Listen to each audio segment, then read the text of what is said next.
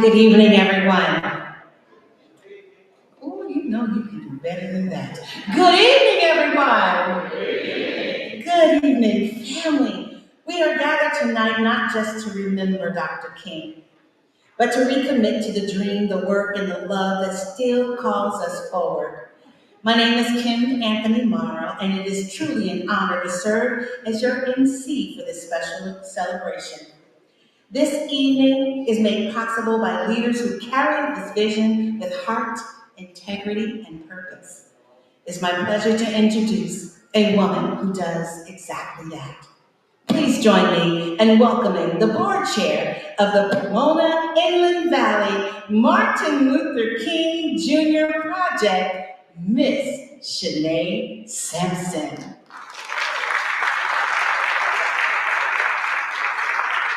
Good evening, good evening. It's so wonderful to see all your beautiful faces and to come out this evening and share the honors with us. So right now, we are going to welcome you to the 2026 Pomona Inland Valley Martin Luther King Jr. Youth Social Justice Award Ceremony. Please stand to receive the Martin Luther King Jr. Project board members, the Pomona Valley section of the National Council of Negro Women, Sherry Rogers, the President Emeritus of the MLK Project, the Pomona Girl Scouts, Troop 05623, and our 2026 Youth Social Justice Award honorees.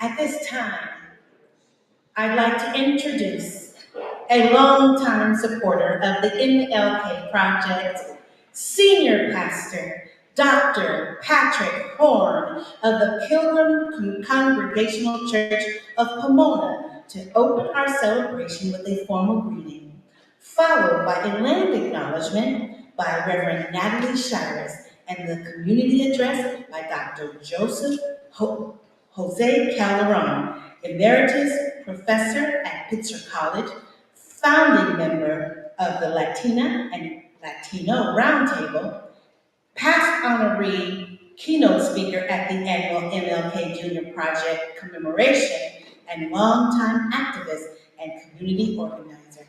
Ladies and gentlemen, please welcome to his pulpit, Senior Pastor Dr. Patrick Horn.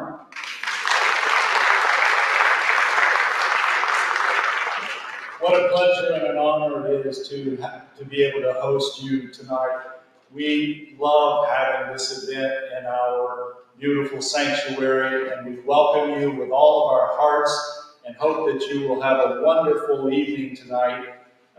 This is one of the best events that we host all year long, and I can't tell you how pleased we are to have you. Thank you, and enjoy the evening.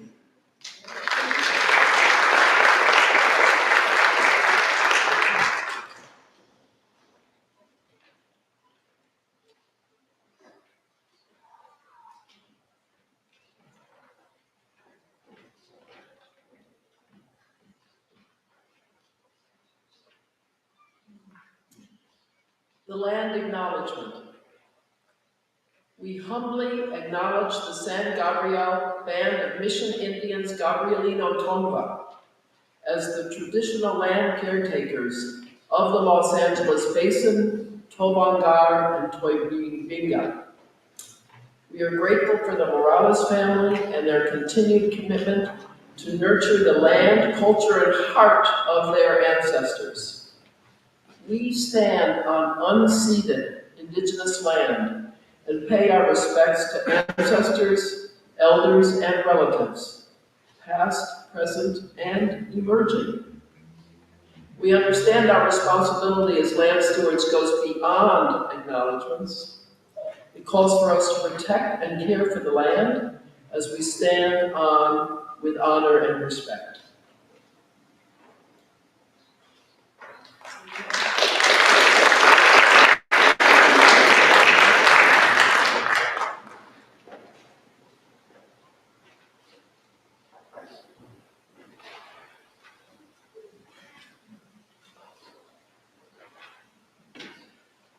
Thank you so much for the invitation. For years now, the Latino Roundtable has supported this spiritual gathering by the Pomona Inland Valley Martin Luther King Project. It is an example of building bridges, of multiracial coalition building. And thanks to Lena Mita, our director who is here, who has ensured our annual sponsorship. You know, a lot of us know about the contributions of Martin Luther King, especially in advancing civil rights. But seldom is it mentioned that Martin Luther King, 57 years ago, right before he was assassinated, was building multiracial coalitions in the labor movement when he helped organize and support a 64-day strike of sanitation workers that ended with a dignified union contract and gave life to an ongoing union movement in Memphis and in public employee organizing in other parts of the South. What was most important in organizing Martin Luther King's dream into a reality was the building of multiracial coalitions around principles that advocated using peaceful marches, sit-ins, and boycotts as methods to solve conflicts, and using one's life to empower others. This is something that was common at that time, and is something that we need to have in common now, particularly when there is so much violence, when we are being affected by high inflation, when immigrants are blamed for this inflation and economic conditions, and where we are pitted one against the other, with so many people incarcerated in the jails rather than being admitted into the halls of higher education.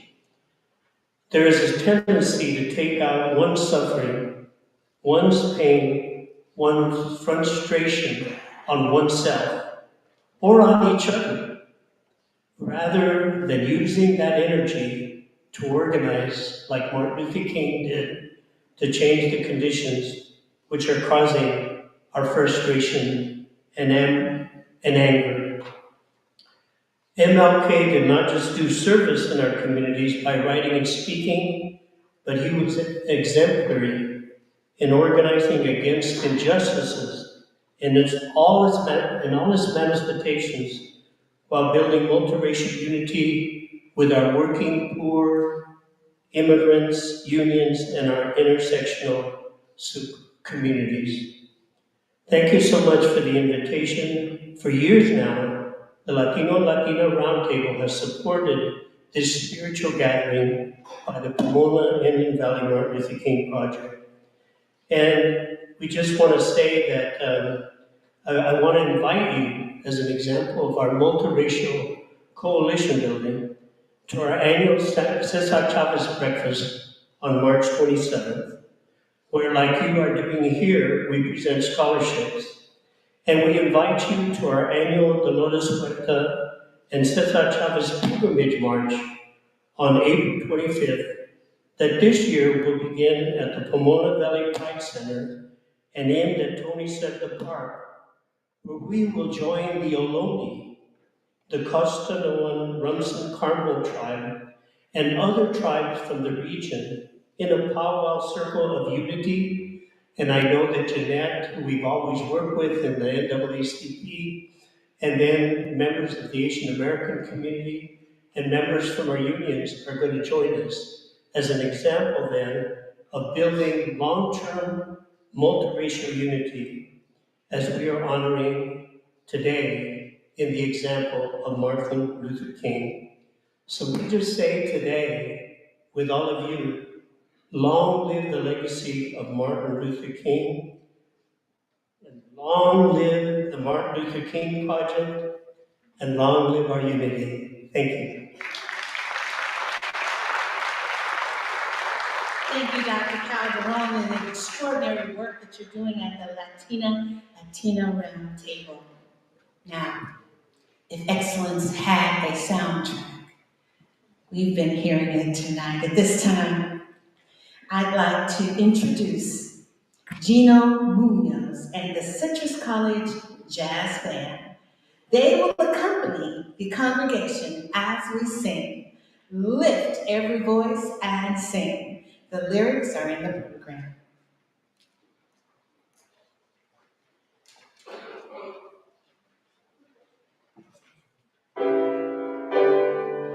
Can we all stand? Lift every voice and sing till earth and heaven ring. Ring with the harmonies of liberty. Let our rejoicing rise high as the listening skies. Let every sound loud as the rolling sea. Sing a song full of the faith that the darkness has taught us. Sing a song full of the hope that the present has brought us. Facing the rising sun of our new day begun. Let us march on till victory is won. Stony the road we trod, bitter the trusting road, felt in the day that hope unborn had died, yet with a steady beat have not our enemy come to the place for which a father's son have come over and over the ways that our tears worn. We have come threading our path through the blood of stars. Out with the gloomy past, till now and then we last, where the lightning of stars cast.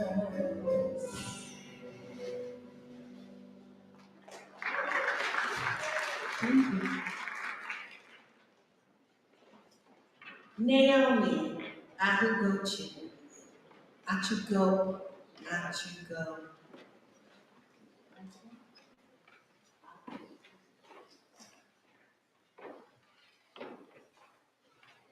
Achugu. That's important. Naomi Achugu is a 2025 MLK Social Justice Award honoree from Chafee High School. Yes, Naomi is currently attending USC, go Trojans, where she majors in public relations and advertising with a minor in law and social justice. Upon graduating in 2029, Naomi will attend law school with the goal of working in legislation and public policy in order to shape government policies that promote justice and equality. Naomi is going to lead our litany of responsive reading. Make her feel welcome.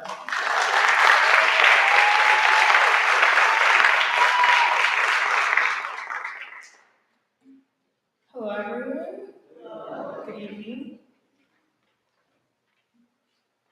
Where do we go from here? First, we must massively assert our dignity and worth. We must stand up amidst a system that still oppresses us and develop an unassailable and majestic sense of values.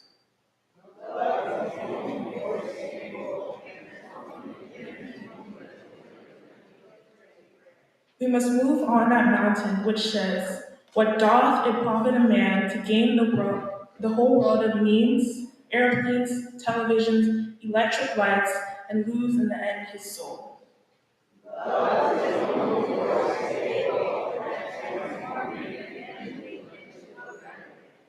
People often hate each other because they fear each other. They fear each other because they don't know each other. They don't know each other because they cannot communicate. They cannot communicate because they are separated.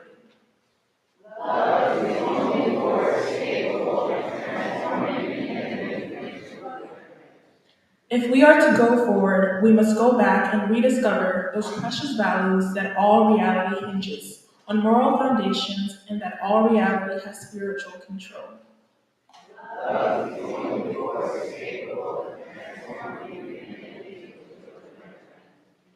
Life's most persistent and urgent question is, what are you doing for others? The ultimate measure of humans is not where they stand in moments of comfort and convenience, but where they stand at a time of challenge and controversy. Love is the only force capable of transforming an enemy into a friend. We would like to acknowledge Reverend Ellen Livingston for the litany and words of Martin Luther King Jr. Reverend Livingston is a cherished member of our community, a founder, longtime supporter, and an active member of the MLK Project. Thank you, Reverend Livingston.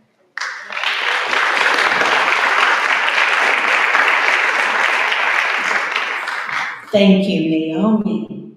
Let's give her a hand for the extraordinary work that she's doing. The time has come, ladies and gentlemen. Please welcome to the platform the PIV MLK Board Chair, Ms. Rita Shaw, who will introduce our keynote speaker. Rita?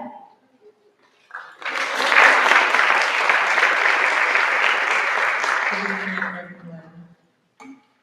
It is my pleasure to introduce to you Kenneth B. Morris Jr. He descends from two of the most influential names in American history. He is the great-great-great-grandson of Frederick Douglass and the great-great-grandson of Booker T. Washington. Ken continues his family's legacy of anti-slavery and educational work as co-founder and president of the Frederick Douglass Family Initiatives, a nonprofit organization based in Rochester, New York. His career and life's path has been driven by a clear focus on their mission to build strong children and to end systems of exploitation and oppression. Among his many accolades, Ken has been a keynote speaker at the United Nations and the Organization for Security and Cooperation in Europe's annual conference in Vienna and Luxembourg. He's received an honorary degree of Humane Letters from the University of Laverne, was appointed to the 2018 Frederick Douglass Bicentennial Commission, serving as commission chair by Democratic leader Nancy Pelosi. He also appeared in the 2022 docuseries Abraham Lincoln and the American Presidency with Bill Clinton on the History Channel. The Emmy-nominated Frederick Douglass in 5 speeches on HBO Max. I know his accolades are long and beautiful. Becoming Frederick Douglass on PBS and 1,000 Years of Slavery on the Smithsonian Channel. Ken also wrote the foreword to this, I didn't bring the book with me, but it's in the hallway, But to the book, the bicentennial edition of the narrative of the life of Frederick Douglass, an American slave, which was published in 2009. Side note, you can also purchase a copy and Ken will be happy to sign it for you after the ceremony is over. Ken has many more moments of recognition for the great, great work he is doing. You can read the rest of it in your programs. So without further delay, I present to you Kenneth Morris Jr.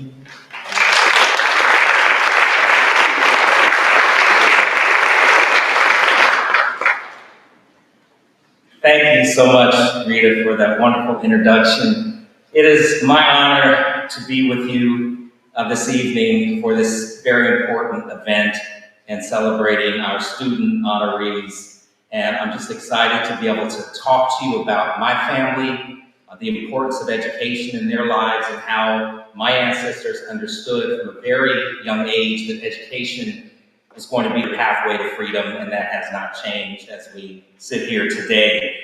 And I'm going to start off by thanking a few people. Rita, shall thank you for inviting me to be here this evening. The MLK Board, the NCNW, all of the student honorees, all of the sponsors and the dignitaries that are here with us this evening, and then Pilgrim Congregational Church for hosting us.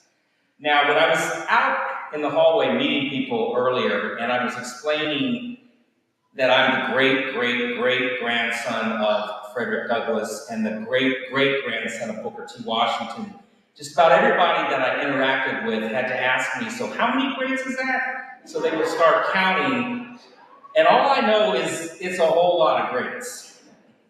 And every time I tell people what my relationship is to my ancestors, not only is it a mouthful trying to say all of those greats, but it sometimes makes me feel like I'm far removed.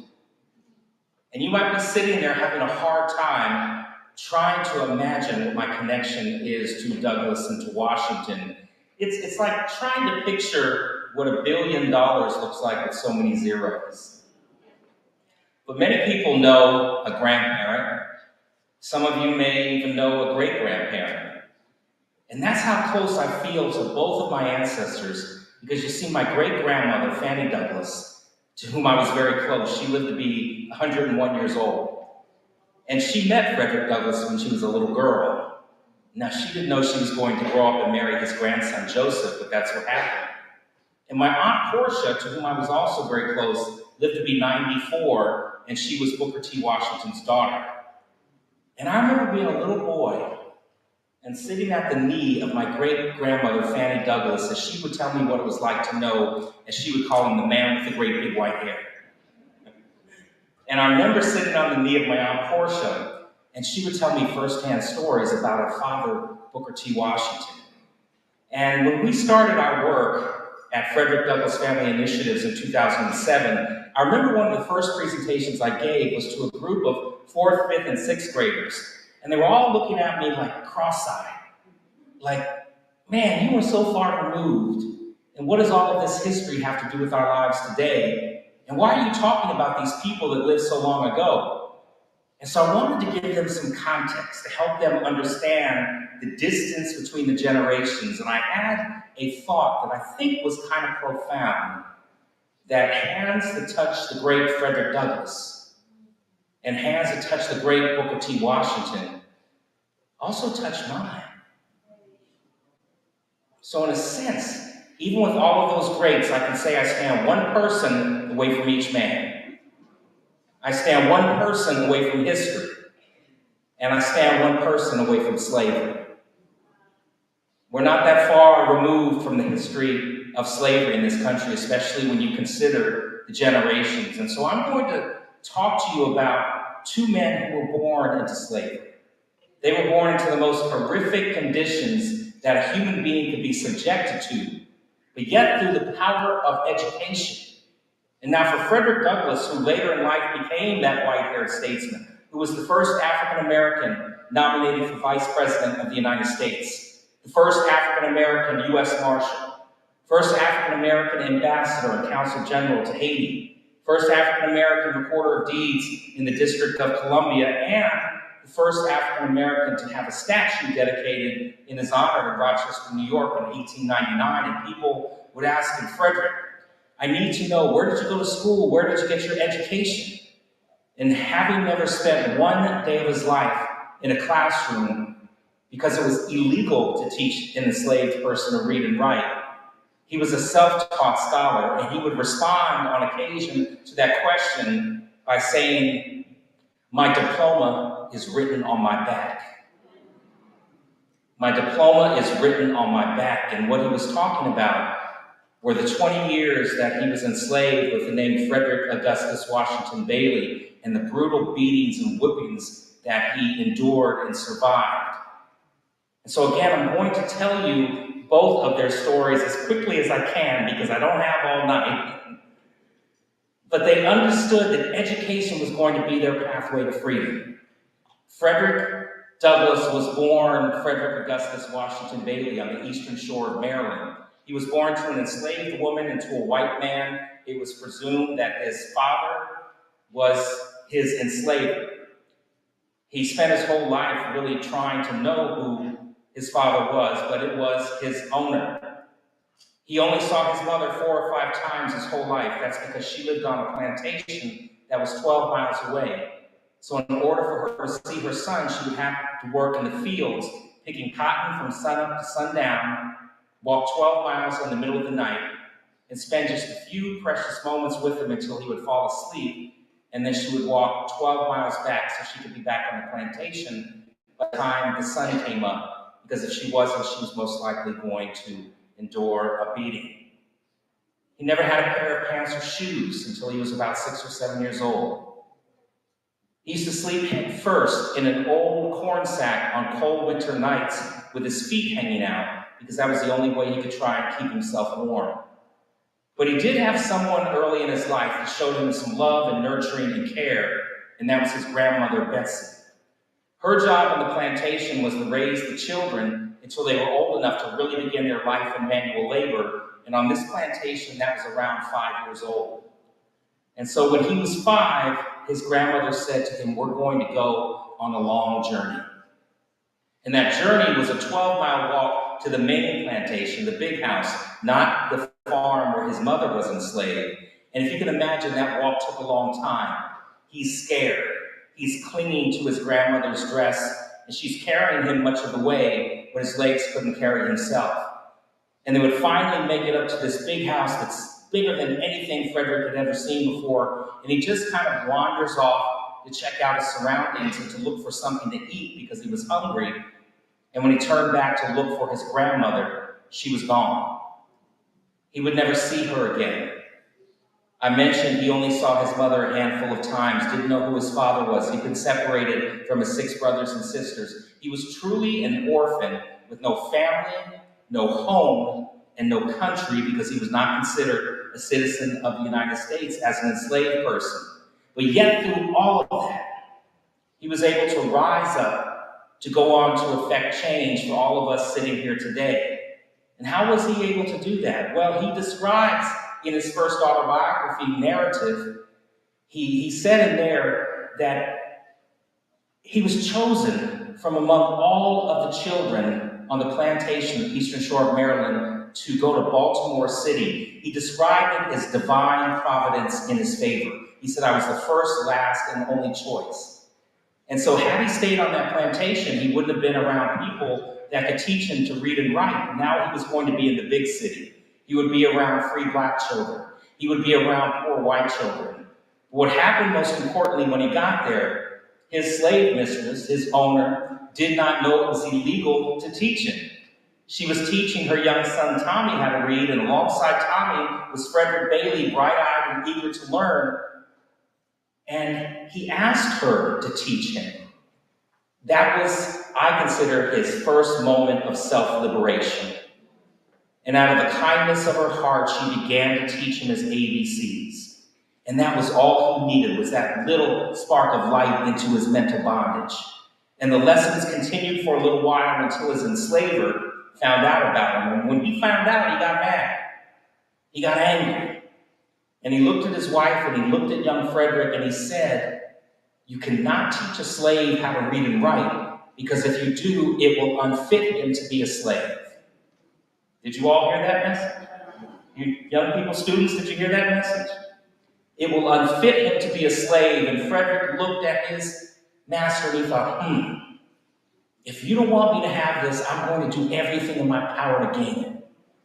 And he understood right then and there that knowledge is power. Education equals freedom. Education equals liberation. Education equals emancipation. And he would begin to teach himself to read and write. Now, he was very clever in the way that he went about doing this. Now, remember I said he's interacting with the children in the neighborhood, many of whom were poor and hungry. And so he would carry in his pocket bread or biscuits, and he would trade that food for reading lessons.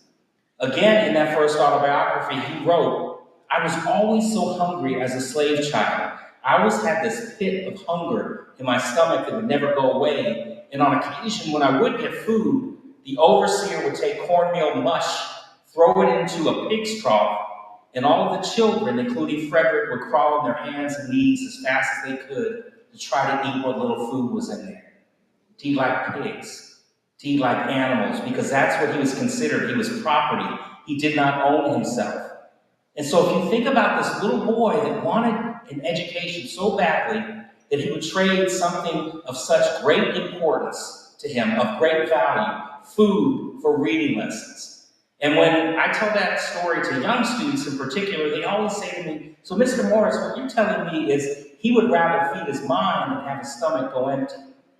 And that's exactly what he did. And so he would pick up a stick off the ground and he would scratch into the dirt or find some chalk and write on the wall. He would say, is this how you write an F? And they would say, no, Fred, this is how you write an F. And he would file it away. What his enslaver predicted began to happen. As he's self-educating himself, he's getting older, he's starting to think critically about his condition of enslavement. And he started to ask questions like, why am I a slave? Why do you own me? And how come you know your birthday and I don't know my birthday? And then he would turn to God, and he would pray to God for deliverance from his chains and his bondage. And he would say, God, I don't understand how my master puts on a suit every Sunday, goes to church, and in the Word and the Bible, and cherry-picks scriptures and verses, finds justification to brutalize, dehumanize, rape, pillage, and plunder his property. He's starting from a very young age to make the distinction between what he would later write about, where he called Christianity the slave-holding Christianity of the land, versus the pure, peaceable, impartial Christianity of Christ. And when we interact with young people and we talk about that and how Frederick started to think about his condition, I would start to get questions from young people and say, why is it because I'm born into a certain zip code, I have less access to good education, health care, economic opportunity, versus someone else is born into another zip code through no fault of their own, and where the playing field is not level? Or why is it that I'm a Syrian refugee? And these are the types of questions. History is not just about the past. It's about the present and it's about the future. And the more that our young people know where they come from. Now, Frederick Douglass understood that history was important for a lot of reasons, but he also understood that you need to know where you come from in order to know where you're headed, where you're going. And Frederick understood that. And so the more that young people understand where they come from, the better they can navigate the world in which they live and know where they're headed. And so I'm going to fast forward because of time and say that at the age of 20, with the help of my great-great-grandmother, Anna Murray Douglass, I want to just spend a couple of minutes talking about her because she is a very important person in this story. She has not been treated with the dignity and respect that she deserves in this history. She's been brushed aside mostly by male white Douglass scholars that did not see this dark-skinned woman as important to the story. These scholars have placed her in the kitchen, in the garden. None of that is true. I mean, she was in the kitchen, the garden, that's true. But she was the queen. She and Frederick were married for 44 years. They had 5 children together and 21 grandchildren. She was a radical freedom fighter in her own right.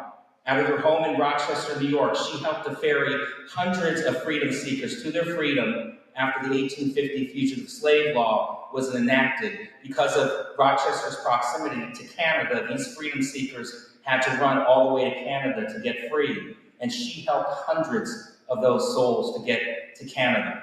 So she's a very important part of the story, and we're working very hard to teach young people, our young ladies, our young girls, so they can see themselves in this history. So we're lifting up her life and legacy, and I'm excited to share that this September, the first Anna Murray Douglas biography is being published by Duke University Press.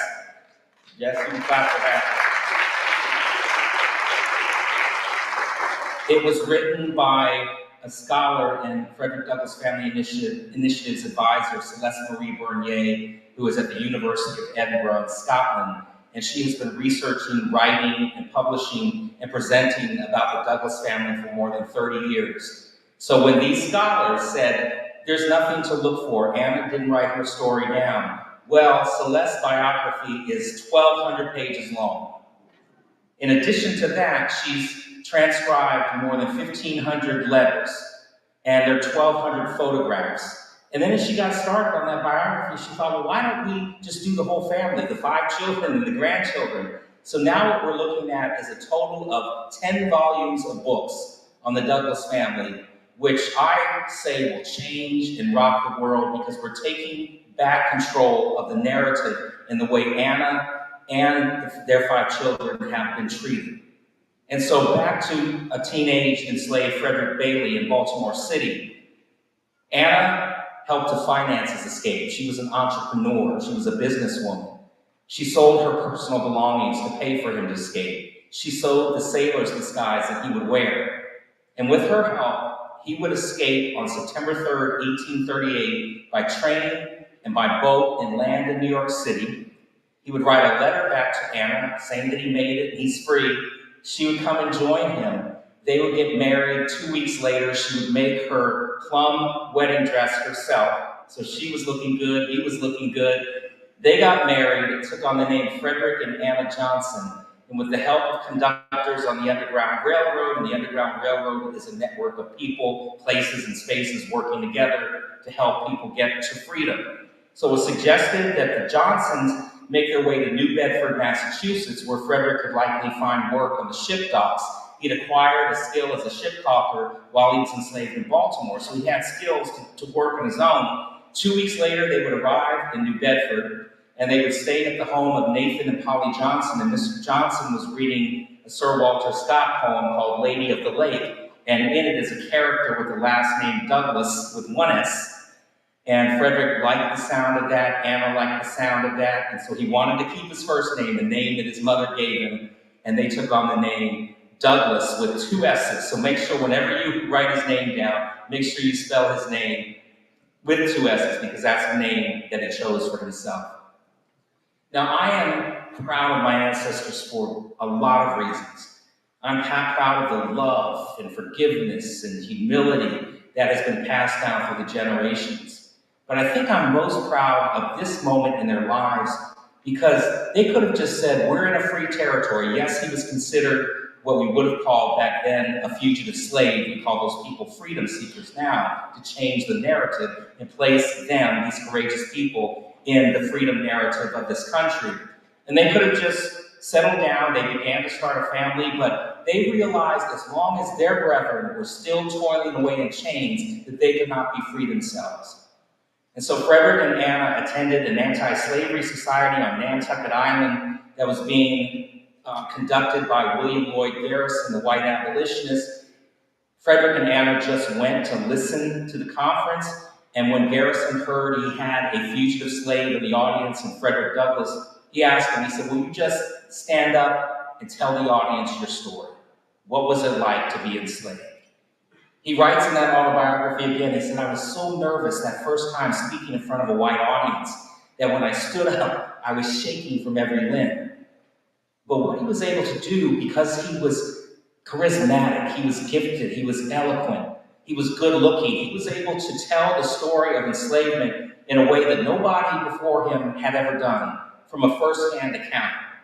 And that would begin to change the abolitionist movement. And so Garrison asked Douglass to join them as a paid lecturer with the Massachusetts Anti-Slavery Society, and Frederick would travel from town to town, city to city, just telling the story. Well, he started to have a problem. And that problem was people started to doubt he had ever been enslaved. They couldn't wrap their minds around what they thought a slave looked and sounded like and what they were seeing in this man. So they started to call him a fraud. In order to prove he was who he claimed to be, he wrote that first autobiography that we've been talking about, Narrative of the Life of Frederick Douglass, an American Slave. It was published in May of 1845, and when it was published, he had another problem. It became a bestseller.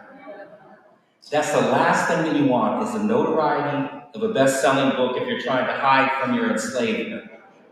It made him an instant celebrity, a household name. People knew where he was 24/7. But it shows you the courage that he had. So it suggested, you better get out of town. So he went on a 2-year-long European speaking tour, and he would eventually land in this place called Newcastle upon Tyne in England. And with the help of his abolitionist friends, they raised enough money and negotiated the purchase of his freedom from his enslaver for 150 pounds, or what would have been $711. He was able to come back to the United States. They moved the family from Massachusetts to Rochester, New York, where he would begin to publish the North Star newspaper, which was a leading abolitionist voice. He would go on to be an advisor to President Lincoln during the Civil War, pushing Lincoln to the point and agitating and speaking truth to power so that Lincoln would finally make the decision to sign the Emancipation Proclamation on January 1st, 1863. And then, of course, we would have the Civil War and then the ratification of the 13th Amendment, which would end legalized slavery. Now, Booker T. Washington benefited from that work. He benefited from the work of the abolitionists because he was born into slavery in Virginia. He was 9 years old when that proclamation was signed. He and his family were freed. He wanted to go to school so badly that he would work in the salt and coal mines of West Virginia at night so that he could begin his lessons during the day. And one night when he was in the mines, he heard these two older gentlemen talking about this place called Hampton Institute in Virginia. And they were talking about it as a place where formerly enslaved people could go and get an education, get an industrial education, learn how to do something with their hands. Now, Booker had no concept of what that kind of education was, but what he was hearing from these two men, he literally thought that Hampton was heaven, was paradise, and he was determined that he was going to go there. And so with the help of community members that put their money together, and at the age of 16 years old, he would walk 500 miles to go to school in Hampton. That's another great lesson for young people, because there was no challenge, no obstacle too great for him to overcome, no obstacle that was insurmountable for him to get an education. And if you can imagine, that walk took a long time. He ran out of money on several occasions. He had to take odd jobs along the way. He slept outside. He slept under bridges. There was nothing that was going to keep him from getting an education. He finally gets to Hampton. He goes straight to the headmistress of the school and said, "I want to go to school here." And she looked at him. He was disheveled. His clothes were dirty. And she said, "Young man, you are not worthy for admittance into this institution. You need to go on about your business." Well, he wasn't going to take no for an answer. Came back the next day. She shooed him away. He kept coming back, and he kept coming back, and then finally she said, "Okay, I can see you're not going to go away. I'm going to give you an opportunity to prove yourself. There's a dirty classroom down the hallway. Go and clean that. Let's see what you can do." Well, he had learned the value of hard work, working in those mines every single night, and now he was going to put those skills to the test. And so he cleaned and he cleaned. And when she finally came in to do what some of us remember back in the day as the white glove test, put on that white glove, and she's looking for dirt on the windowsills, the chairs, the tables. Not only couldn't she find dirt, she couldn't find one speck of dust. That place was pristine. And so she looked at him and said, "Okay, you've proven yourself. Now we're going to give you the job as a janitor so you can work your way through college. So he started at 16, he graduated just 3 years later. He would come back to Hampton as a teacher, and then in 1881, he got word that there was a group of people down in this place called Tuskegee, Alabama, that had money to start a school in the model of Hampton. And word got back that this teacher at Hampton, Booker T. Washington, was the man for the job, the founder, the principal. Booker T. accepted the position. He rushed down to Tuskegee to get started, and he started looking around for a classroom or a church somewhere where he could begin to teach his lessons in a formal setting. But there was nothing but farmland and dirt as far as the eyes could see. That didn't discourage him. He started recruiting students. He started to get them excited about getting an education. And one of the first things that he did was he taught them how to make bricks. Now, why do you think he taught them to make bricks? So they could build their own school. And if you were to do a Google search, you will find students at Tuskegee out in the hot sun, laboring away, building their school brick by brick. That's how much they wanted an education. And so Booker T understood that his education at Tuskegee needed to start with the basics. He believed that you couldn't start reaching for the higher aims in life until you could meet your basic needs in life. And so education at Tuskegee, right after emancipation, was teaching them hygiene, teaching them how to tie their shoes, how to brush their teeth. But what he did most importantly was he gave them a tool. He taught them how to be entrepreneurs, how to farm the land, how to be dressmakers, because he understood that there were really kind of two questions in his mind coming out of slavery. One was that there were abolitionists, white abolitionists, that believed slavery was morally wrong. But some of those same abolitionists didn't believe that black people were equal to white people. And so Booker T understood that you're not just going to get people to change their racist ideology overnight. So what he did was he showed free African Americans how they could change themselves, how they could overcome obstacles, develop strength of character, and rise by their own efforts to honorable positions of respect, but most importantly, self-esteem. So Washington was a leader who brought stability in a time of transition from enslavement to freedom, and it may be said that he is the person that bridged the gap between the signing of the Emancipation Proclamation and the Civil Rights Movement. Frederick Douglass is commonly known and referred to as the father of the Civil Rights Movement. Booker T. Washington takes on that mantle when Frederick Douglass passes away at the age of 77 in 1895, and then he would carry that forward. And so now I come into the picture. People ask me all the time, they'll say, was there ever a time when someone sat you down and said, we've got something really important to tell you? And I can't remember that, but I spent all of my summers in Frederick Douglass's summer beach house. It was built on the shores of the Chesapeake Bay by Frederick and Anna's youngest son, Charles, for Frederick to retire in. And so Charles asked his father, are there any special features that you want in the house? And Frederick said, yes, I want you to build it right on the water. I want you to put a tower at the top. And then what he wanted to do at the end of his life was sit in that tower, look back across the water, back across the Chesapeake Bay, because on the other side you could see land. And that land is the eastern shore of Maryland, where he had been born into slavery and where he toiled away in chains. Now, unfortunately, he passed away a couple of months before the house was completed, so he never lived in it, but I spent all my summers in that house. And there were images of my ancestors in every room. And I remember being about 5 or 6 and starting to notice that my ancestors were on statues. They were on money and postage stamps. Schools were named for them and bridges were named for them. And I'm looking around and I'm starting to feel that I'm in this long, vast shadow of two very important people. And I would ask my friends and classmates, are your grandparents on statues? That was a question. No. In that beach house, at the top of the stairs, there was this larger-than-life portrait of Frederick Douglass, the great abolitionist. The young Frederick Douglass, the one that looked directly in the camera and said, I am never going to look like a happy, amiable fugitive slave.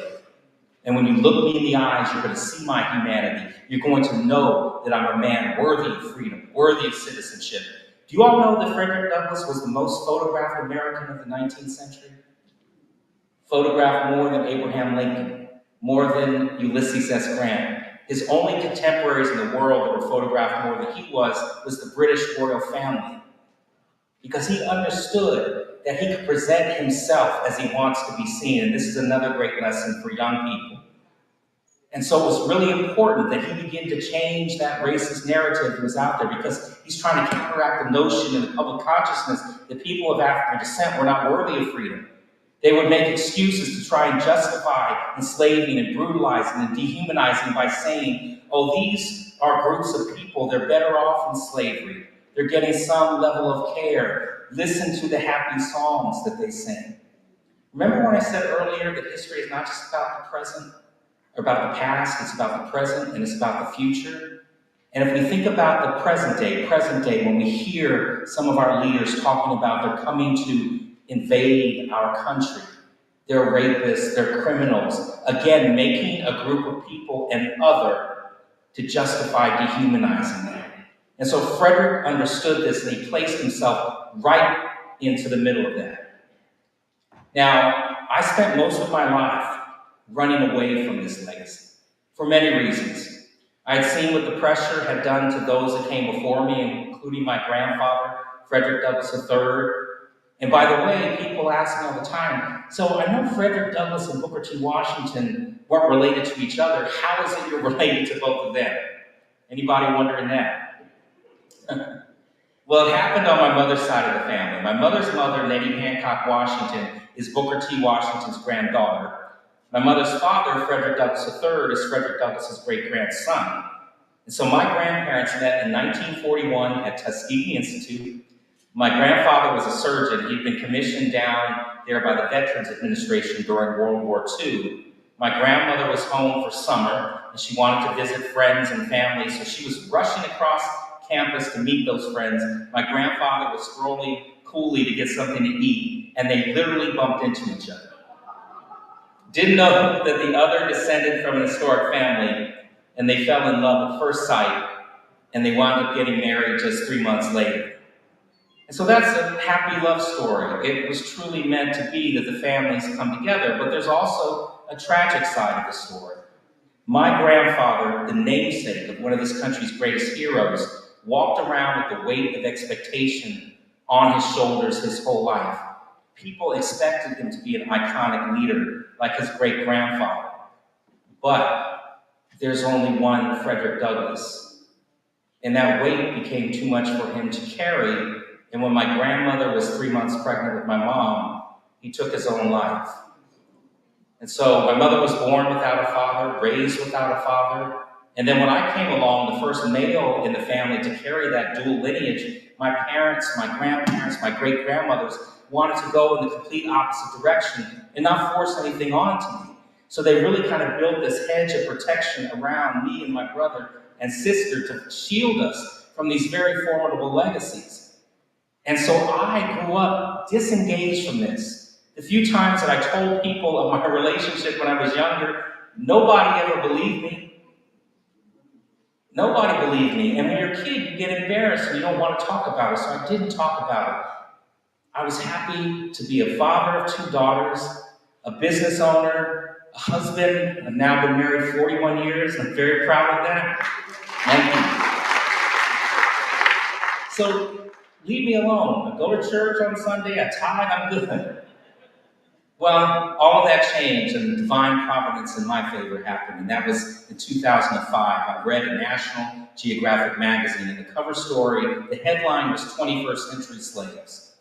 And it was an article about human trafficking, labor and sex trafficking existing today all over the world, including in our backyards. And that article just floored me. And I wanted to learn more about it, so I started just researching everything I could and reading everything I could. And there was one night that changed the trajectory of my life when I was sitting in my living room. And I was reading another article about a 12-year-old girl who was forced to be a sex slave in the brothels of Southeast Asia. At that time, my older daughter was 12 and my younger daughter was 9. And I can't wrap my brain around what I'm reading. And down the hallway, I could hear my daughters getting ready for bed. And they're laughing and they're playing. They're ready to get down on their knees to say their prayers and to get tucked safely into bed. And I remember thinking to myself, that's what young girls and boys should be doing, is getting tucked safely into bed, not being forced into bed to service some sick individual. And when I walked in to say goodnight to my girls, I had this moment where I couldn't look them in the eyes. I couldn't look them in the eyes and walk away and not do something about this. And it was also almost immediately, everything started welling up inside of me. And I understood that I did have this platform that my ancestors had built through struggle and through sacrifice. And perhaps we could leverage the historical significance of my ancestry to do something about this. So on one side, we have Frederick Douglass and his legacy as the great abolitionist. On the other side, Booker T. Washington and his legacy as the great educator. Aha, abolition through education. How can we teach teachers in the community to be unfit to be enslaved? And that's through education. And so I would encourage you to go to our website to see all of the great work we're doing, which is fdfi.org. But I will tell you that we are a leader in human trafficking prevention, education, and training of educators, and we deliver that education online. And in turn, the educators and other people in the community that want to learn the red flags to look out for deliver age-appropriate education in K through 12 schools. Yes, you heard me right, K through 12. We have to start early, but it is, again, age appropriate. And so that's the core of the work that we're doing. My ancestor, Booker T. Washington, once said, if you want to lift up yourself, lift up someone else. That's a message about service. And Frederick Douglass put it plainly when he said, it's easier to build strong children than to repair broken men. Those two truths sit right at the heart of why we are here this evening. And one of the themes I was asked to speak about tonight is achieving excellence. Not just excellence in grades and trophies, but excellence of character, excellence in service, and excellence in how we treat one another. Because what we are celebrating tonight is service. We are celebrating young people who have chosen to lift others. And we are celebrating the work of building strong children, strong communities, and a stronger future. Tonight, we gather for the MLK Project's Youth Social Justice Awards to honor 8 remarkable young people. Students from Eastvale, Montclair, Pomona, and Rancho Cucamonga. Sophomores and seniors. Young leaders who have already made the decision that their lives will stand for something. That kind of decision is what achieving excellence looks like at its highest level. It is choosing purpose over popularity and courage over comfort. And I'd be remiss if I didn't acknowledge my former professor, Dr. Richard Rose. Are you here tonight? I know you said you were coming. There he is, all the way in the back. Please give him a hand. Dr. Rose has long reminded his students that Dr. King's message is not just something we study, it's something we're called to live. Dr. Rose, thank you for being here, and it's an honor to see you this evening. And in a time like this, Dr. King's message is not just something to admire. It is something we must live, and it matters more than ever. Because for so many families right now, there's a real feeling of uneasiness in the air. People don't feel stable. People don't feel secure. In too many communities, there's a growing fear that the rules can change overnight, that your dignity can be questioned, that your rights can be tested, and that your very presence can be treated as a product. Some people are living with anxiety of deportation raids. Some are living with anxiety of being targeted for what they believe, what they look like, where they come from, or simply for refusing to abandon their neighbors. And in this moment, it can be tempting to retreat, to get quiet, to mind our own business, to say, let's just wait this one out. But Dr. King didn't believe in waiting on injustice. Before I continue, I want to let Dr. King speak for himself, because there are moments when our job is not to improve the message, but to be faithful to it, to let the truth land where it may, to let it sit with us and search us. In an excerpt from Dr. King's speech, Give Us the Ballot, delivered at the Prayer Pilgrimage for Freedom on May 17, 1957 at the Lincoln Memorial in Washington, D.C. He said, quote, "We come humbly to say to the men in the forefront of our government that the civil rights issue is not an ephemeral, evanescent domestic issue that can be kicked about by reactionary guardians of the status quo. It is rather an eternal moral issue which may well determine the destiny of our nation to the ideological struggle with communism. The hour is late. The clock of destiny is ticking out. We must act now before it is too late," end quote. He went on to say, quote, "There is a dire need today for a liberalism which is truly liberal. What we are witnessing today in so many northern communities is a sort of quasi-liberalism, which is based on the principle of looking empathetically at all sides. It is a liberalism so bent on seeing all sides that it fails to become committed to either side. It is a liberalism that is so objectively analytical that it is not subjectively committed. It is a liberalism which is neither hot nor cold, but lukewarm. We call for a liberalism from the North which will be thoroughly committed to the ideal of racial justice and will not be detoured by the propaganda and subtle words of those who say, 'Slow up for a while, you're pushing too fast,' end quote.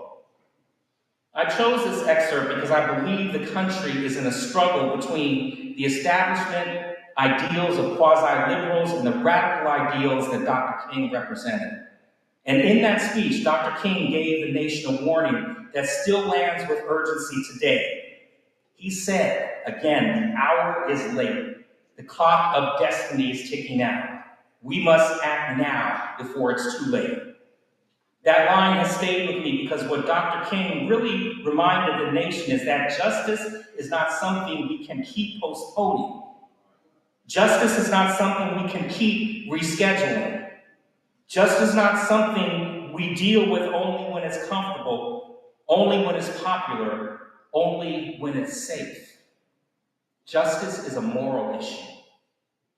And then Dr. King challenged something else that feels painfully familiar in our time. He spoke about what he called a quasi-liberalism, a kind of lukewarm politics that constantly analyzes both sides, sympathizes with both, but never truly commits to the side of justice. He warned against a mindset that is so bent on seeing all sides that it becomes a refuge for hesitation, while injustice quietly does its destructive work. Because Dr. King knew something we still have to wrestle with today. The greatest danger isn't always open hatred. Sometimes the most significant threat is comfortable hesitation. It's the temptation to say, slow up for a while. You're pushing too fast. But when people are being harmed, slow up is not a neutral position. Achieving excellence, especially moral excellence, means refusing to make peace with what is wrong. When families are living in fear, slow up is not a harmless suggestion. When young people are watching the world around them and asking, do I matter? Does my voice matter? Does my future matter? The answer cannot be slow up.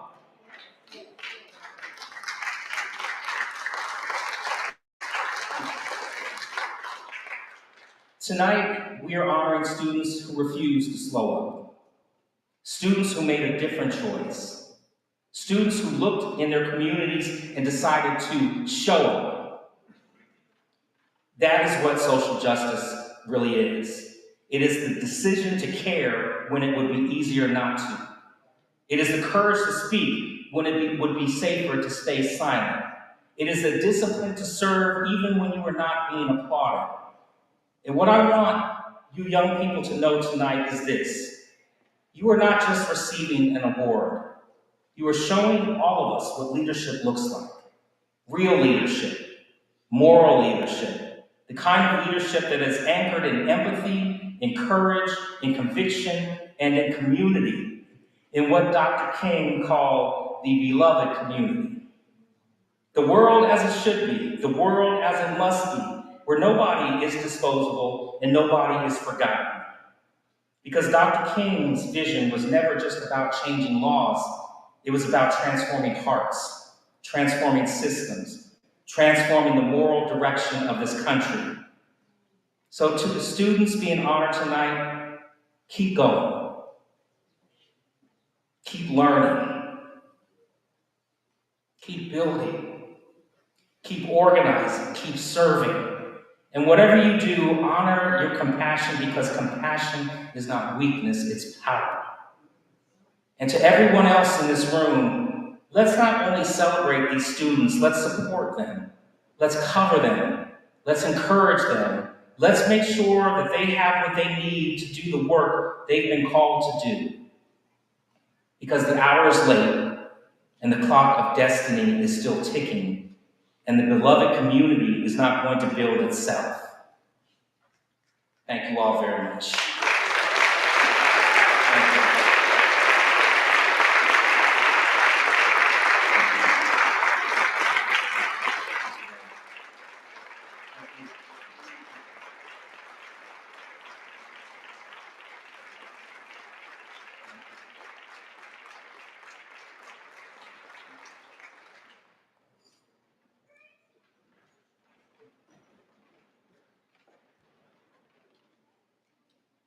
Let's thank Mr. Ken Morris for that powerful message.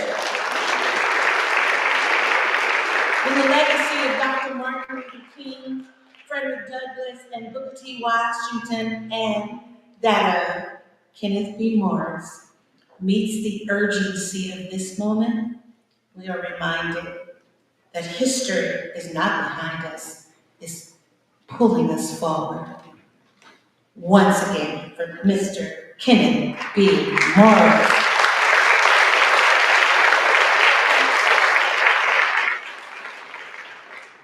At this time, please give a warm welcome to Ms. Cynthia Barnes-Slater, the PIV MLK Community Affairs Member, to lead the responsive reading from the words of Dr. Martin Luther King.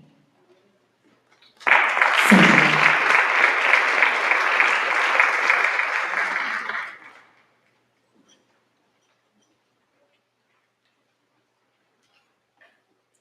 Please follow along to the words of Martin Luther King, adapted by the Zennie Cummings Community Support and Read. Reverend Ellen Livingston in 2018. It's printed in your program. I look to a day when people will not be judged by the color of their skin.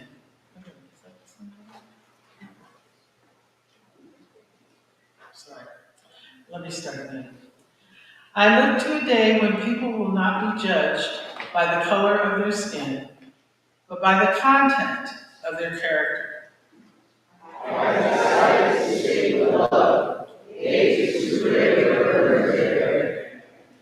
Darkness cannot drive out darkness. Only light can do that.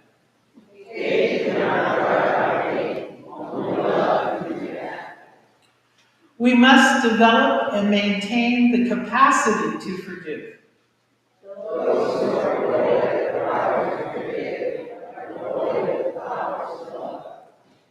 There is some good in the worst of us, and some evil in the best of us.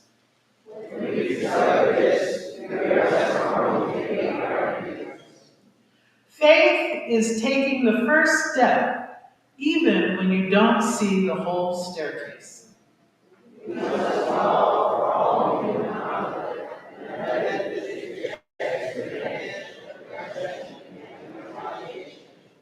The foundation of all of such a method is love.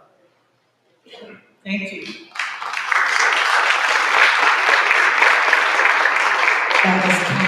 That was Cynthia Barnes-Slater. At this time, please welcome the wonderful Jamie Lindsay, who is our Marketplace Chair. Make her feel welcome as she comes.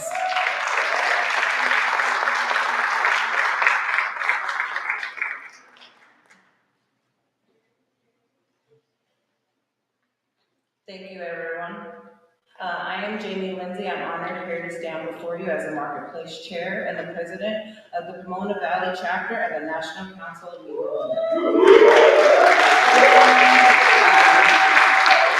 I'm here to recognize the recipients of the Zennie Cummings Award, Gary and Alicia Webb. Their story is one story of talent, partnership, perseverance, powerful reminder of art can build a community, inspire confidence to change lives. Unofficially, everything began when young Gary drew a self-portrait before he entered kindergarten to the Lett family. Gary was always known as the artist, where he began a natural gift, soon it grew into a passion and followed through school, into a 2-year scholarship to Pepperdine University. Later, Antelope Valley College, where he explored new forms, especially of clay modeling and sculpture. During those years, Gary worked at NASA at the Air Force Base, contributing to student aid and components to Space Shuttle in Columbia. It was there where he met Alicia, an accomplished, driven young woman building her own career. The friendship began as a partnership and into a purpose. Together they looked at the leap of faith, polling through resources, published books. Gary's artwork included well-known piece called Positive Roots. Their leap became the foundation of what we now know as Let's Do Art.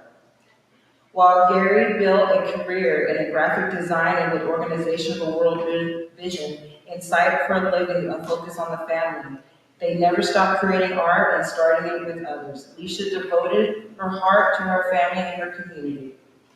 As a PTA president, advocating for students, strengthening schools across Pomona.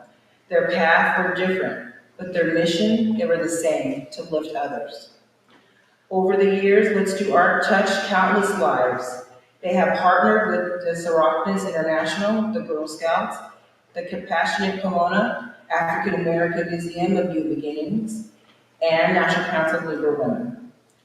Gary was taught art for decades, reminding children and adults that creativity is not a luxury, it's a voice, and a tool for others to healing. For every mutual workshop, logo, community event, Gary and Alicia have shown that the Zennie Cummings Award represents service-rooted culture, creativity, and grounded community, and the commitment to open doors to the next generation.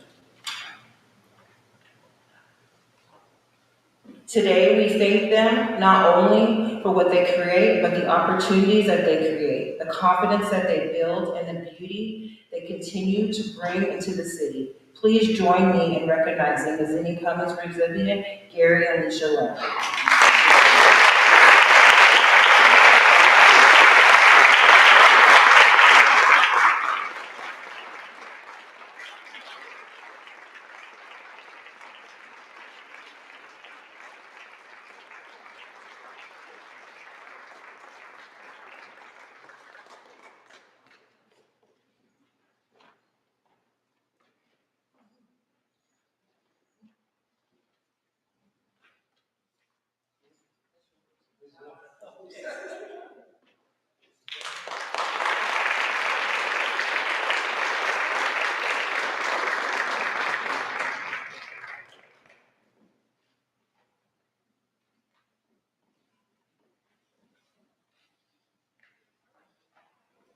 First, I believe that chivalry is not dead. That's why I'm going to speak first. I was given permission. First of all, I want to thank you all, my Creator, for all that I've been given individually through gifts and talents, where I personally can touch lives, bring a smile to people, bring a thought, make someone inquisitive, make someone think deeper. Personally, I feel that that is a responsibility of we artists. Making art that's pretty, that's one thing. But making art that calls individuals to think, that's another. Now that we have been honored today with this award, Zennie Cummings is not just a name to us. It's a person whose home we had several dinners. her husband helped me do woodwork for the church. And so this is very personal. And if I somehow get emotional, you might have to excuse me, because I just feel the passion for her. And it is she that really showed the community my art. Because they're talking more on the newspaper, they put on their annual event, and she nominated me one year to be awarded, where my art could be recognized more so than what it was. And so I could not have done all this without this beautiful queen next to me.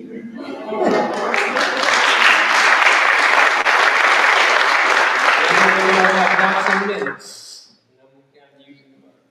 But you can read more about our history in the program. But I want to show you all this real quick.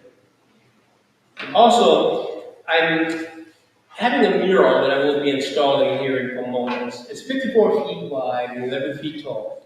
And it features Dr. Martin Luther King and Gold. Right now we're having a challenge on where it's going to be installed. Initially it was to be installed at the Martin Luther King Park, but some complications. So right now that's being is in question. But I have a sample of the illustration over there. We have a booth right by the doctor here. I'm gonna call him a doctor. He may not be a doctor, but anyway, and we have art that we're selling. But this piece right here is one that I did to honor Dr. King. He had a dream of how nonviolence, love, and courage could triumph over hate and brutal force. We love you, ML. And so, with every purchase, no matter how big or small, you will get a free poster. That's just a bit of advertising. Anyway, let me give way to my wife. Good evening, everyone. I didn't start off being an artist. I just married one. I supported him in all his endeavors, going to our shows, different exhibitions, financial support, and reproduction of art. But as years went on, I started getting invited to do things. In the church, I was always on the decorating committee. And I'm like, who asked me to be on the decorating committee? Well, so my husband could help me make the banner. They were stupid. So that went on for years. And then I had a neighbor that asked me to take a toll painting class. And so my husband bought me all my materials and everything, and I made 3 or 4 things, but next year the class didn't make it. And so I'm continuing to support. I could crochet, and I love fashion. That's always been my artistic outlet. And he took a fabric art class, and that's when I got bit to create a piece of art. And the piece that you see with the lady with the white dress, that's my mother. That's my first creation. And then the second one I did his dad. So now my artwork has been in 5 art shows.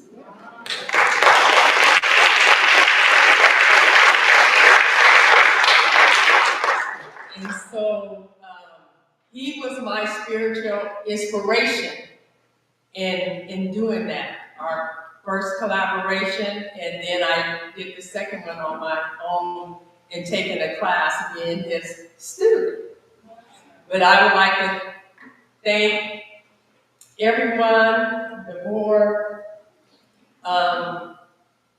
each of you,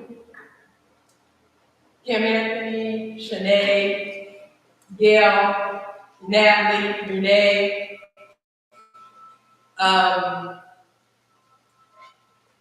You know how I feel about you. The National Council of Negro Women and the NAACP are very close to my heart.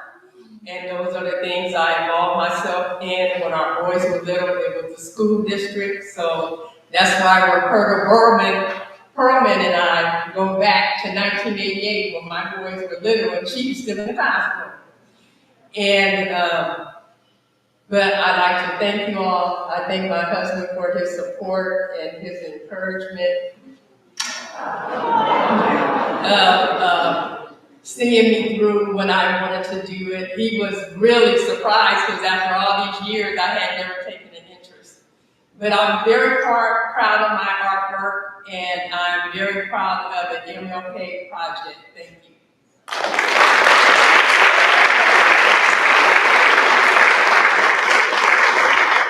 Once again, for Alicia and Gary Webb.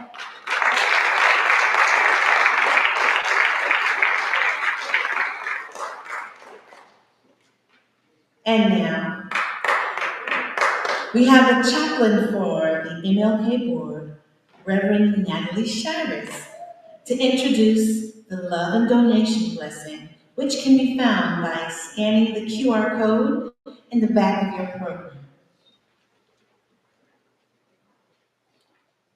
Oh, you can do better than that.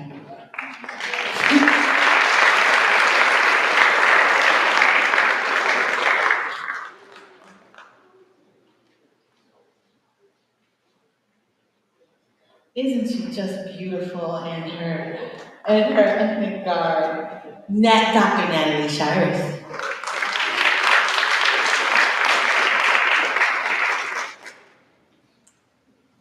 There's a lot of love in this place.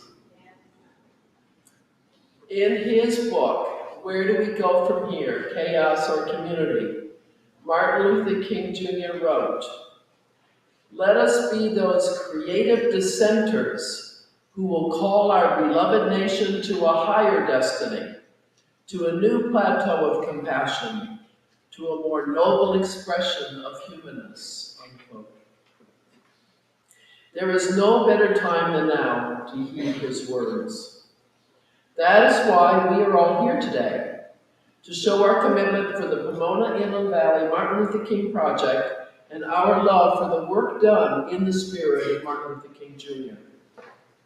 For 44 years, this project has been building the beloved community, and we see the fruits for this community that former Youth Social Justice Awardees have brought. This evening, 8 young persons, ages 15 to 19, will be awarded for their vision, for your vision, of where do we go from here. These applicants reference Dr. King's vision of beloved community and his words that small acts bend the moral arc toward justice.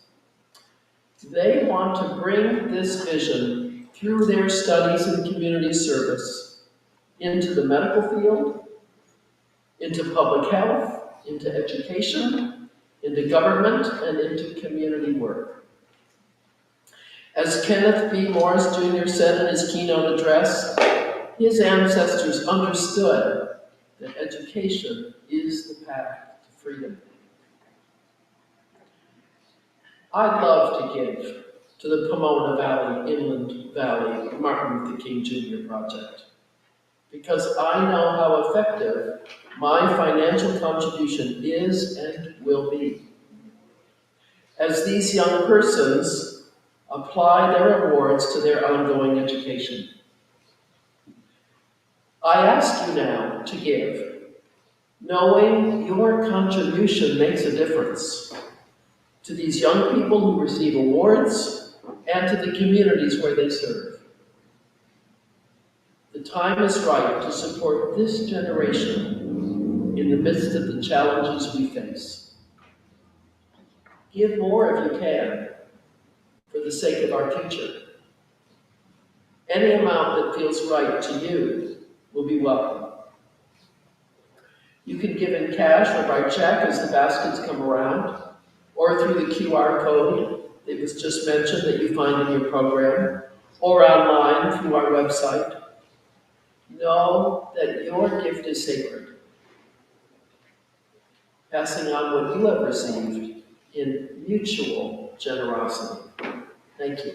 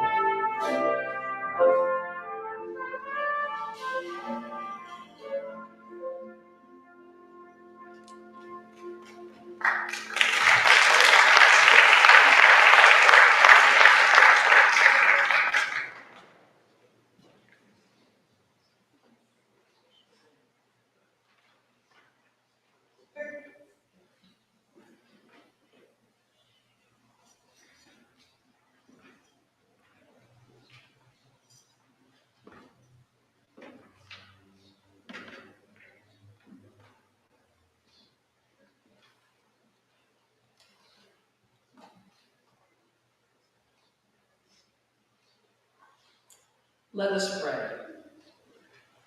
Creator God, thank you for the sharing of these resources to build the vision of where do we go from here into beloved community. Because you have blessed us, we have much to give. We celebrate these young people whose lives contribute to our communities and the civil rights of all people. These offerings express our aspirations to live out our own callings more fully and be transformative agents in the world. Amen.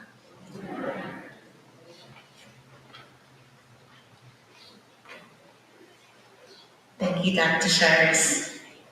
And those of you who are giving online, and I invite everyone to go online to give, and don't just give one time, make it monthly. we need it, yes.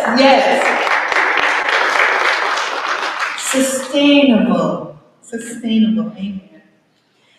At this time, I'd like to bring forth, he's an intern here at MLK, Mr. Randy Pierre, and he's going to introduce the theme for this year's awards application. Randy?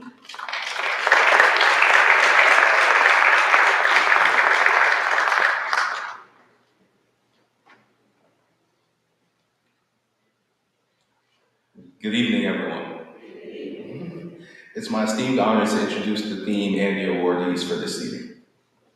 On August 16th, 1967, in Atlanta, Georgia, Dr. King addressed the crowd at the 11th Annual Southern Christian Leadership Conference and posed a question that still stirs the conscience of our nation. Where do we go from here? In the wake of the passing of landmark legislation such as the Civil Rights Act of 1964 and the Voting Rights Act of 1965, the speech addresses the next step for the civil rights movement, focusing on economic justice, unity, and global solidarity. Throughout the speech, Dr. King breaks down the small steps that it takes to reach equal opportunity for Black Americans. And while the road may seem hard and daunting, Dr. King reminds us that with love, perseverance, and hope, we can truly one day achieve freedom for all. Those very values are reflected in our honorees today. Using this speech, our essay question asked our applicants to describe how they have worked or plan to work to strengthen unity and justice in their school and communities. The intention behind this was to have them thinking about the next steps for their communities and how they plan to lead the charge. And I think I can speak for the whole MLK Project Board when we say we were absolutely blown away by our recipients. They rose to the occasion, and I, for one, can't wait to see where they go from here. And now it's time to present you all with your Youth Social Justice Award. I stand before you to announce our 8 honorees with very different approaches to youth social justice work. The more that we read their essays, the more inspired that we became. And you're in for a treat to discover how some of the next generation actually spends their time outside the classroom to embrace community engagement. And so tonight, as I call each awardee, they will receive a certificate and an award for the Pomona Inland Valley Martin Luther King Jr. Project, a special gift from the Pomona Valley branch of the NAACP, and certificates from Assembly Member Michelle Rodriguez, Pomona Mayor Tim Sandoval, Claremont Mayor Jennifer Stark, Pomona Unified School District Superintendent Darren Knowles, and certificates of recognition from Senator Susan Rubio. Awardees, you are entered the stage. As I call your name, you'll enter the stage from your left. Pick up your award from Charles Schrodeck, shake the hand of Sinead Simpson, and pause for a picture over here. You'll exit back down on the left and take your seats. And as we call the last awardee, everyone will come back and take their group photo after the last person's been called. And so first we have Rosa Navarro. Rosa is a sophomore from Yale High School, and her essay. You can say that I'm for the end, because I'm going to read the description for everyone. But in her essay, she wrote of being inspired by MLK's adamant pursuit of love and stated that without intention, without love, without the kindness of your heart, the value of your action, it means nothing. As a scholar, athlete, and animal lover, Rosa's goal was to share the value of love by caring for animals who give so instinctively and unconditionally. The writers of Rosa's letters of recommendation described her as an influential leader on campus with perceptive knowledge, adaptable nature, and an empathetic heart. Congratulations, Rosa.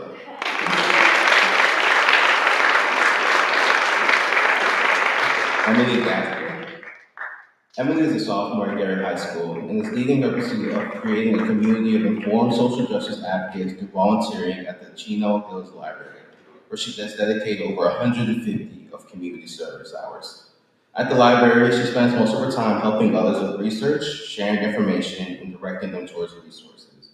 An advocate of using one's voice towards nonviolent resolutions. Emily's hope is that the library users recognize the powerful force of learning within the pages of so many books. We present to you this award, Emily.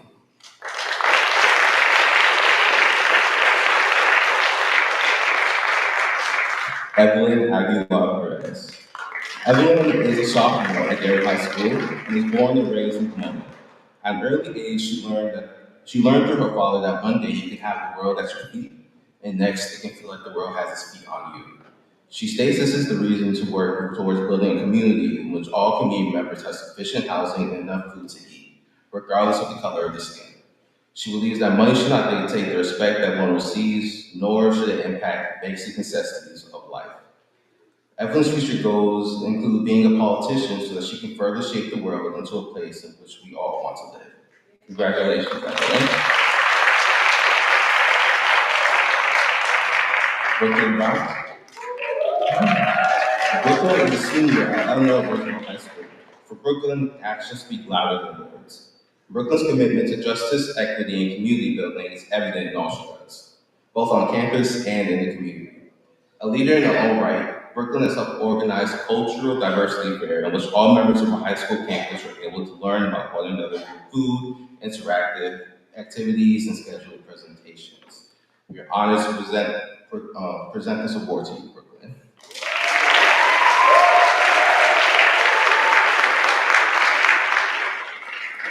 Carlos Mia Martinez. Carlos is a senior at MLK High School. When Carlos explored the depth of what Martin Luther King Jr. was aiming to accomplish in his speech, he realized that he had a lot in common with this formidable leader. Like Dr. King, Carlos witnessed firsthand the systems which have been in place to oppress people and communities. During a trip to the hospital where his grandmother received dialysis treatment, he saw many patients who were more comfortable speaking Spanish, but fewer people who were adequately to translate the conversation. While Carlos often supported his grandmother, he felt compelled to make other patients to feel. He felt compelled to make sure other patients had someone to bridge the valley of misunderstanding. This began his volunteer position at the Pomona Valley Hospital, where he has amassed over 200 hours of community service. Let's give Carlos a hand clap.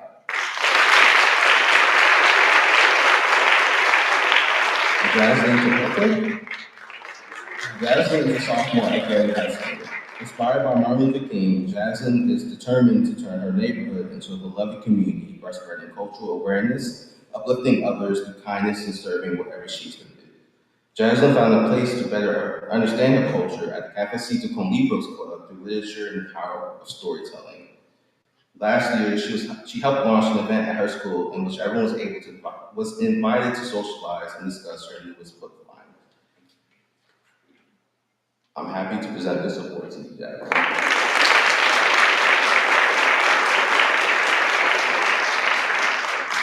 And last but not least, we have Cole Coates.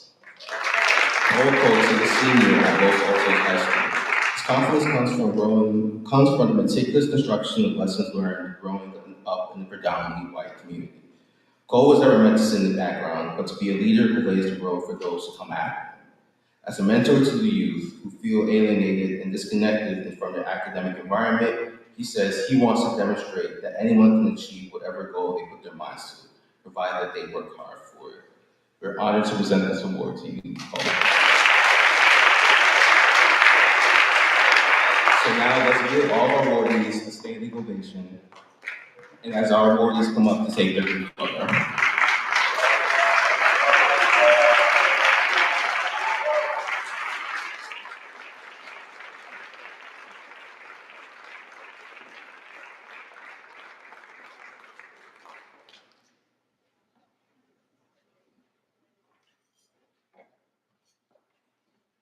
Thank you, Mr. Pierre.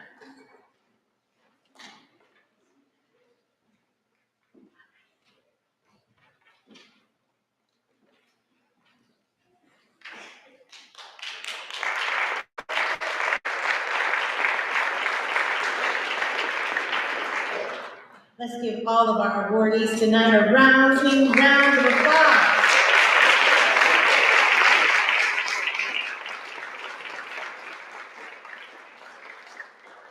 At this time, we are honored to acknowledge our President Emeritus, whose commitment to leadership and service reflects the values that we celebrate here today. Please give a warm welcome to Sherry Rogers, President Emeritus of MLK.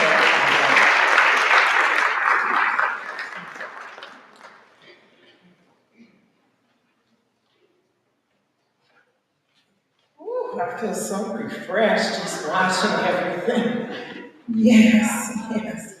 Well, hello, everyone. Welcome again to the 2026 Pomona Inland Valley Martin Luther King Project. Still here. My goal right now is to make some acknowledgments, and that's from longtime supporters. And I know you heard that education is key. We know it makes a difference, and the only way that we can continue to make a difference in students in this community is through support.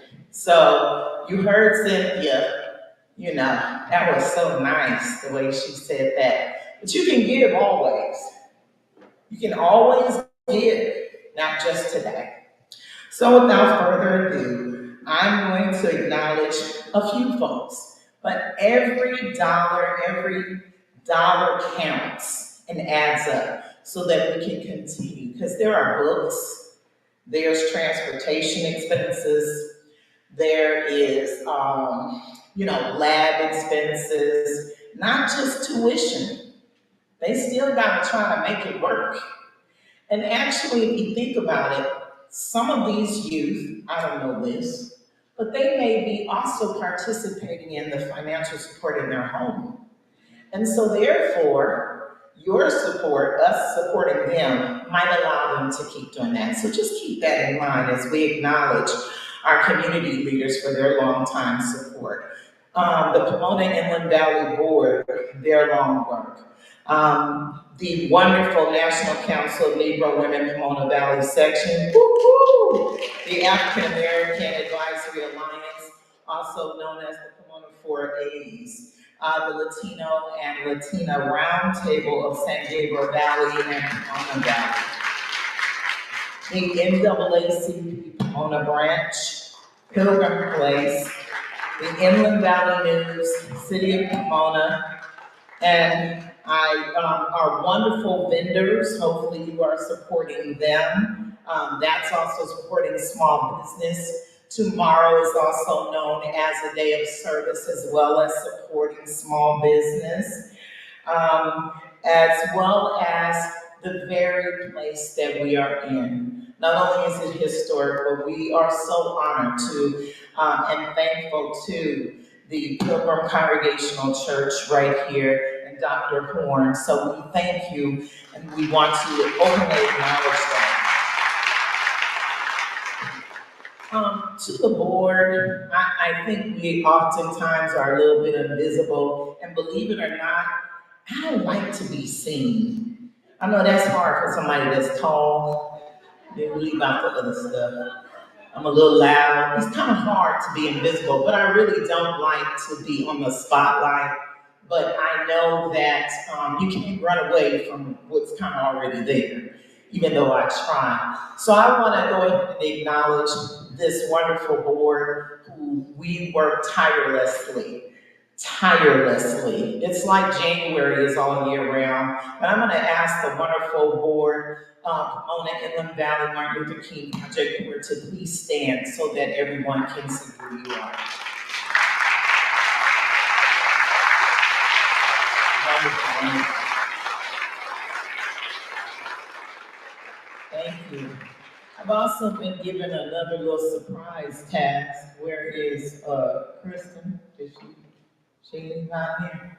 Okay. So, this changed hands in a wonderful way to our lovely chair and co-chair, Shanae Sampson. The chair, wonderful, fabulous chair. Please stand, Miss Shanae.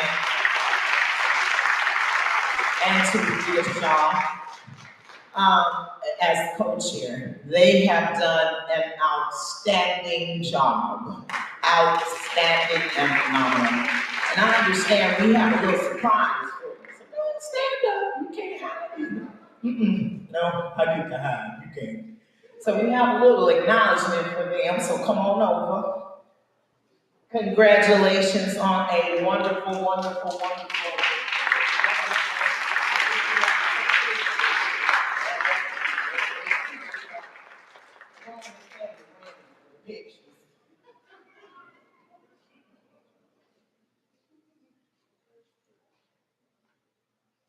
And so thank you so much for attending. And remember, you can go online and give all year round.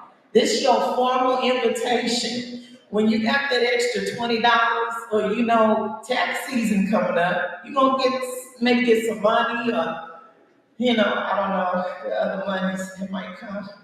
Go on and drop a little bit of it so that we can continue. We want to fill this whole front row. We get excited. when we have lots of money to give away. And the only way we can do that is if y'all just dig. Go on and give that $100. Go on and get that 250, 1,000, 5,000, 10,000. Go ahead and give it. You got it to give. But look at the difference that you will make. Thank you so much. Once again, that's Miss Sherry Rogers. Thank you. Okay, well, as we close out the evening, we want to especially acknowledge the birthday of Martin Luther King Jr. We are thankful for his unmatched example of leadership and for creating this pathway to social justice and equality for which our community awardees continue to march upon their community engagement practices. After the benediction, we will recess to the selection of Stevie Wonder's Happy Birthday song, a song he wrote and performed in support of Martin Luther King Jr.'s birthday becoming a national holiday. And it's still a national holiday in my heart. Ladies and gentlemen, once again, Reverend Natalie Shires to present the benediction.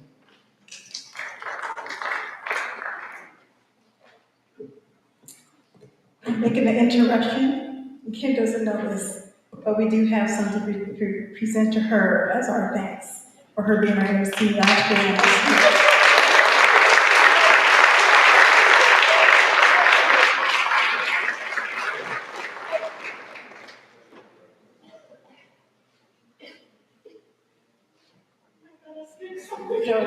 You did great. Didn't you do great this evening? Thank you.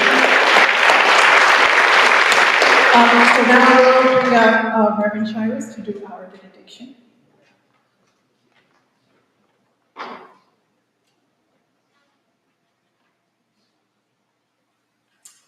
Go forth boldly, not only as awardees, but also as catalysts for change.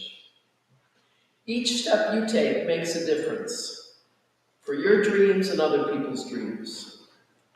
Bless this whole company who loves you, that together we have the wisdom to see our call. Be nourished by this evening's gathering so that we live what Dr. King proclaimed, quote, however young you are, you have a responsibility to seek to make life better for everybody. And so you must be involved in the struggle for freedom and justice, unquote. And may we say together, Amen. Amen.